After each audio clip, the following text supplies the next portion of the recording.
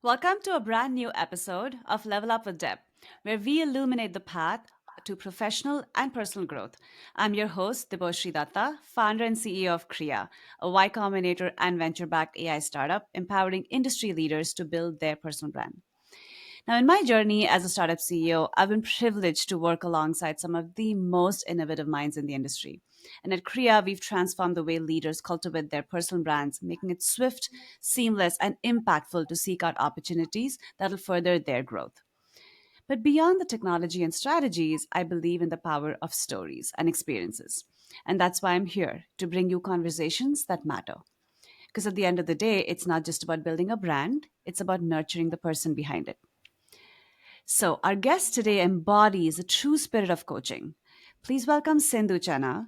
Now, as Sindhu describes herself, a career matchmaker and a global expatriate supply chain consultant. Now, Sindhu has helped early to mid career professionals in supply chain and procurement land their next job in 90 days without applying to hundreds of jobs. And Sindhu shares that she has over 130 client success stories and placed 1,300 plus folks in over 30 countries.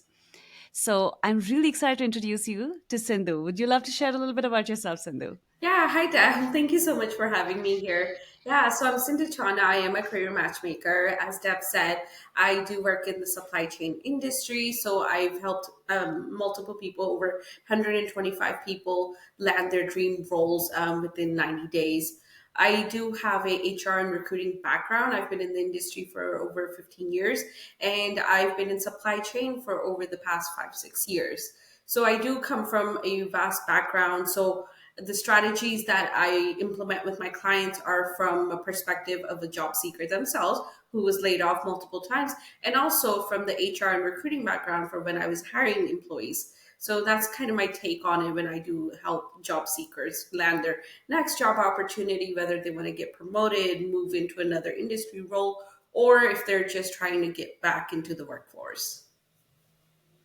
Wonderful. Thank you for sharing that, Sindhu. So before we dive into the meat of the episode, as you know, a lot of what we talk about and our listeners here are seeking to learn from you about how you've developed your personal brand to now embark on a coaching journey that is influencing so many others accomplish their dreams. But everyone's starting point is different. And you'd mentioned to me that you were one of the first in your family to go to college in the United States, and then over time you also change multiple industries, and all of these have happened along the journey that you've pursued. What's that experience been like, and how has that shaped the person that you are today? Yeah, no, thanks for asking that, Deb. Yeah, so I moved to the US when I was like about 6 years old when my parents decided to migrate, right? And I grew up here in Houston, Texas. So I did all of my schooling there from high school to middle school to college.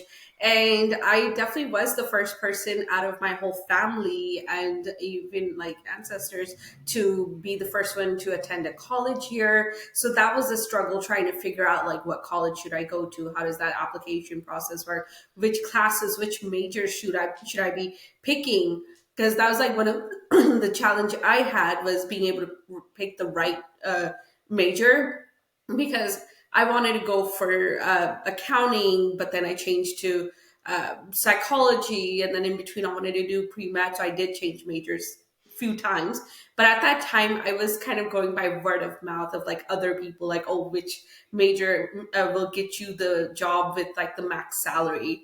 So that, and then once I graduated and during college days, I started working part time at JP Morgan Chase, and then I just moved up there. And then from there, I changed into HR and recruiting.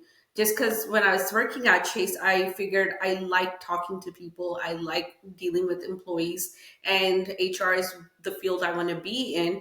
But that didn't come to me naturally. Like it just came like because of my interactions, my experience, because I was mentoring and coaching and onboarding new employees. So that just kind of led me to the transition to the new industry. And then just from there, just building my network, talking to people, talking to friends, led me to other opportunities, going from HR to communications to corporate positions. and then working for oil and gas industry at ExxonMobil to landing roles in supply chain.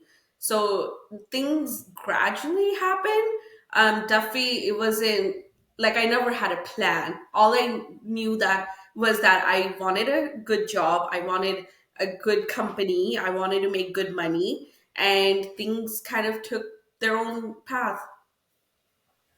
Wonderful. And thanks for sharing that. And I mean, a lot of us, start out our careers thinking this is exactly the few steps we're going to take. And that's, this is the house we're going to live in. Then this is, Mhm. what my next 30 years is going to look like. And it's Yeah, almost never that way, right? definitely not. Uh, so I want to switch gears a little bit and talk a little bit about, what are some of the strategies, I guess, or philosophies that developed the brand that you have today as a career coach? And more specifically, are there like specific pivotal moments in your career that influence the direction that you took to establish a personal brand?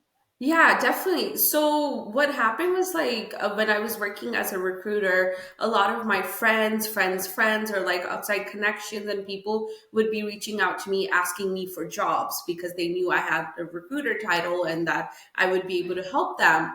So naturally, like I started did helping people out. I never thought that that was going to be a business for me until much later because I started seeing like, hey, this is something I could make into a brand, right? This could be my identity. And I started thinking about what is going to be my long-term goal. Like I do want to leave a legacy behind. I want to have something to show for my life, right? So because I don't believe in just working for corporate all the time, if you, just because there's so much that goes on. So naturally, like and gradually, like over time, I was like, okay, let me start looking into coaching. How does that work? What type of business would that be? How would I teach people things? What should I be teaching? Because I had the experience of just, okay, somebody needs a job. I know somebody that's hiring. Let me get them connected. Let me prep them for the interview, what to say. And that was most of my original experience.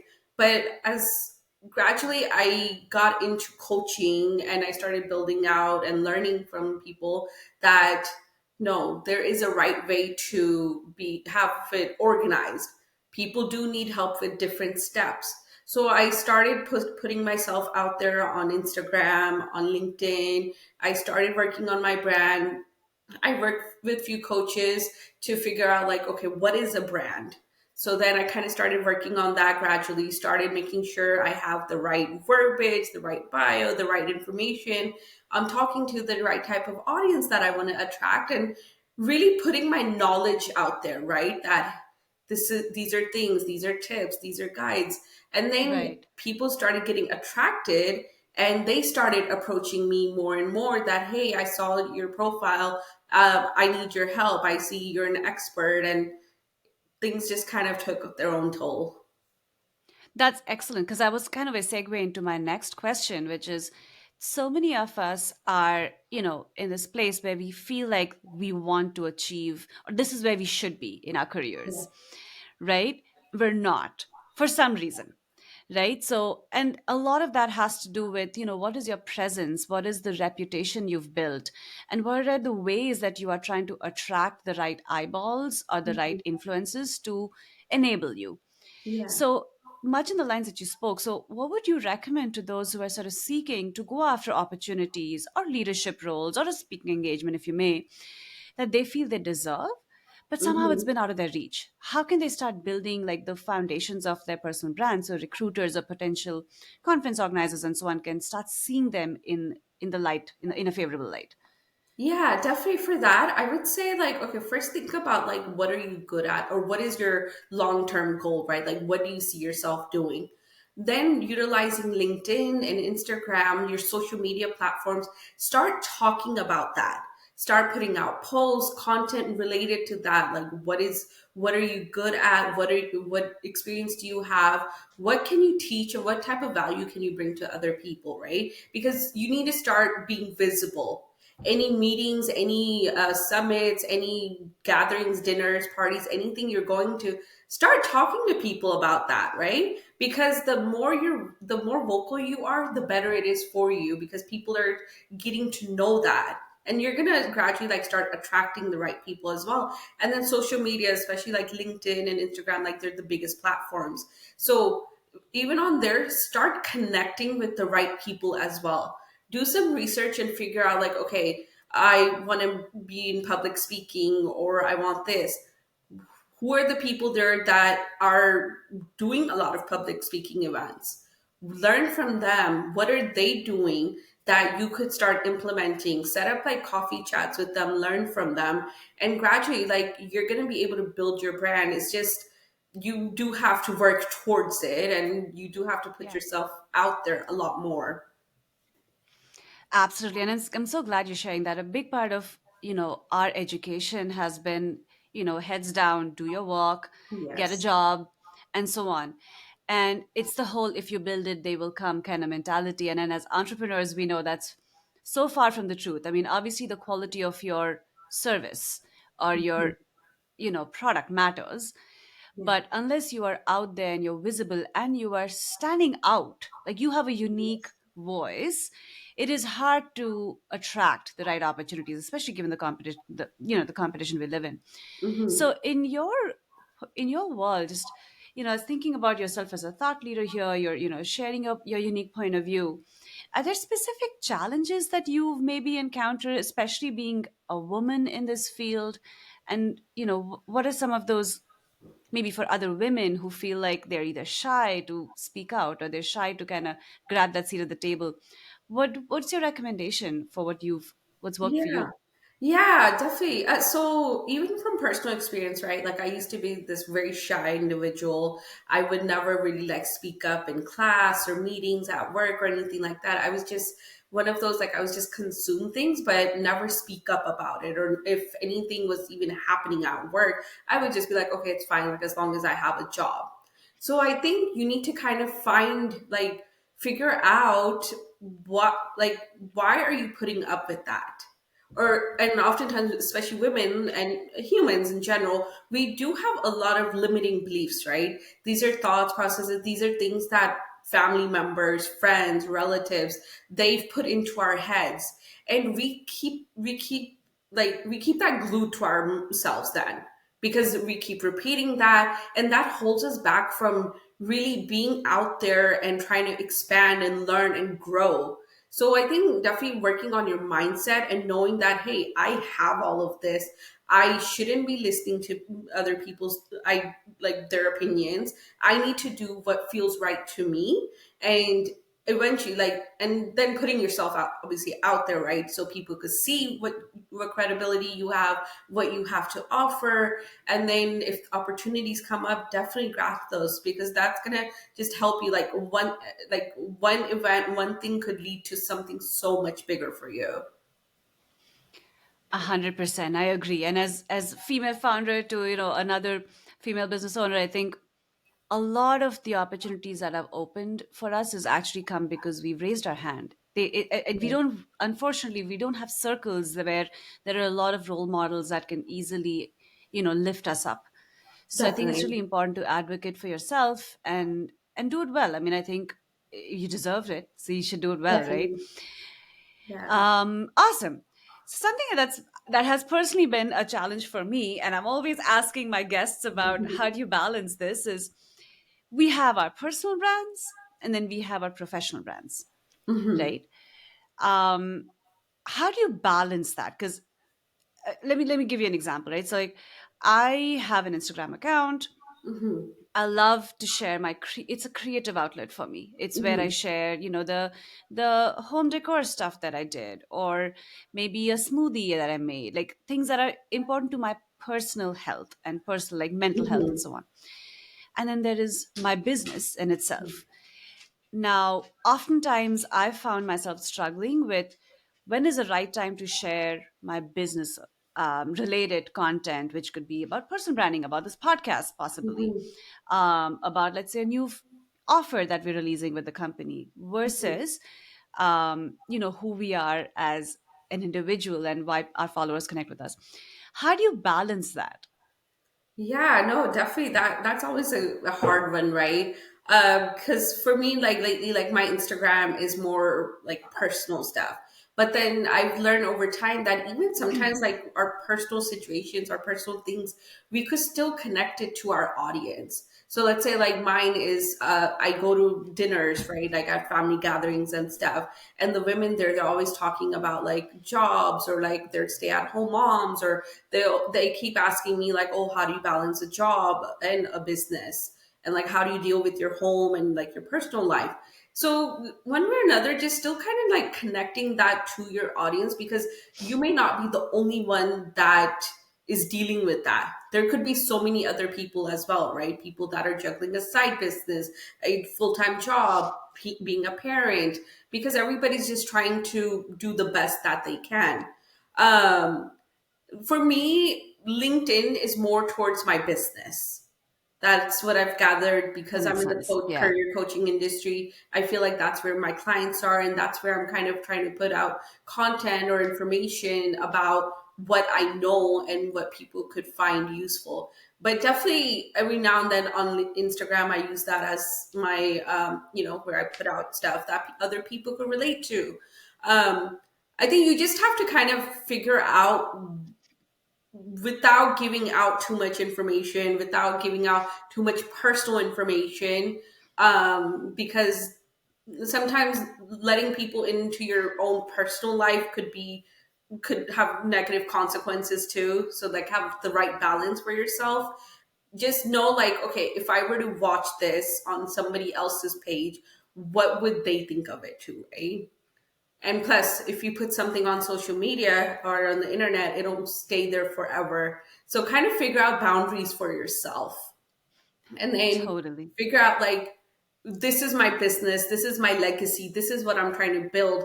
Does my personal life, the stuff I'm sharing, does it still relate to that? Or is it going to have any type of negative impact, or what type of influence will that have?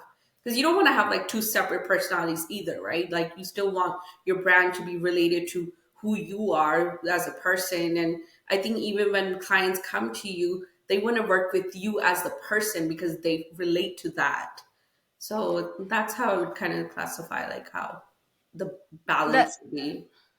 No, that's really well put, because especially the last thing that you said, I think end of the day, the brand is you, Definitely. right?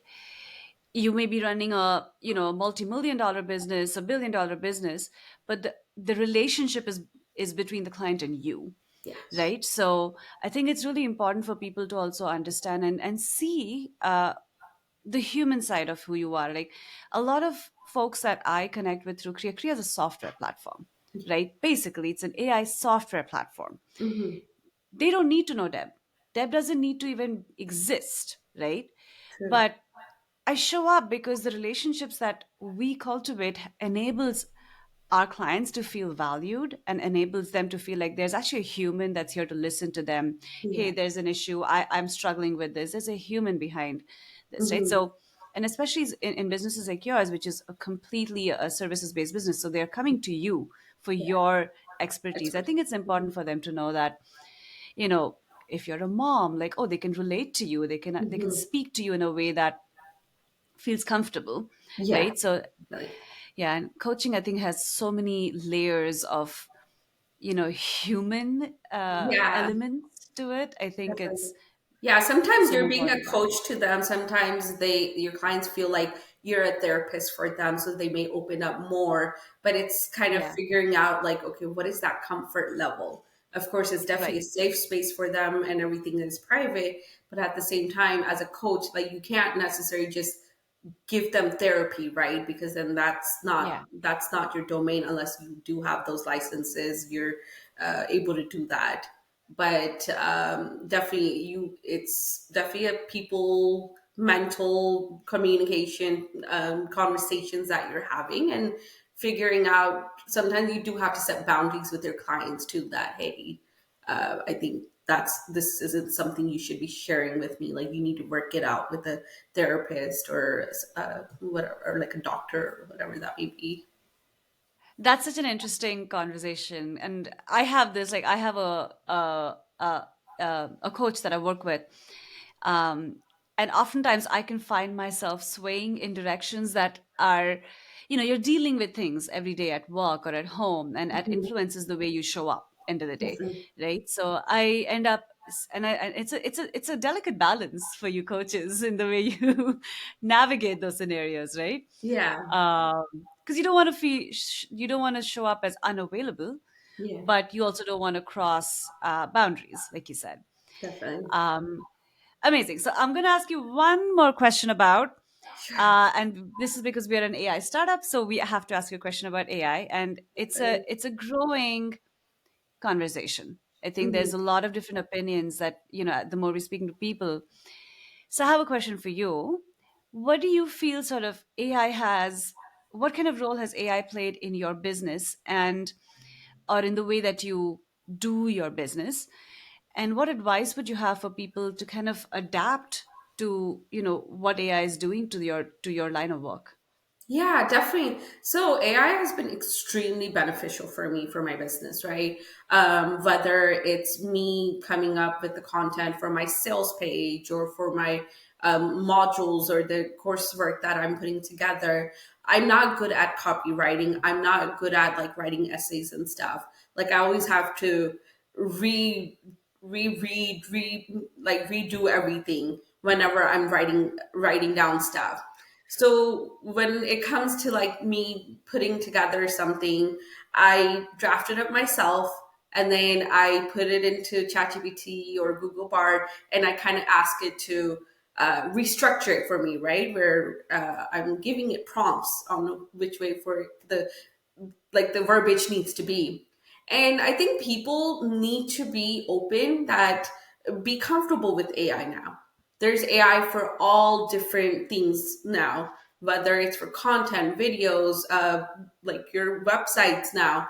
And it is AI is here to stay and it is the new normal.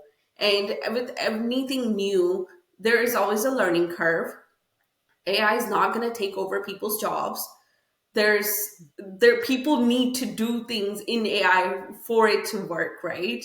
So it's definitely a big learning curve for people. Just kind of get used to it.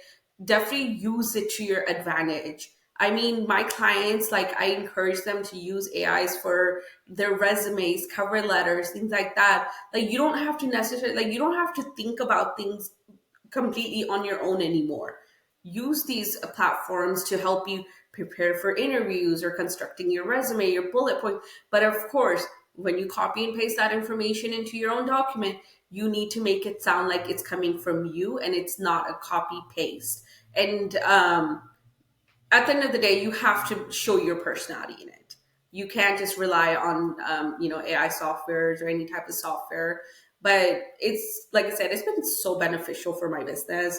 It makes my life so much easier. Whether I'm trying to put together like a LinkedIn post or any captions on Instagram or anything like that, it's I have the information. I know the stuff. I've typed it out, or like I use voice notes and I like type it out that way, and it's just the formatting, the structure, making sure it all makes sense, the verbiage. I use AI for that to get that help. And then it's more of like, let's review and then let's copy and paste that information over.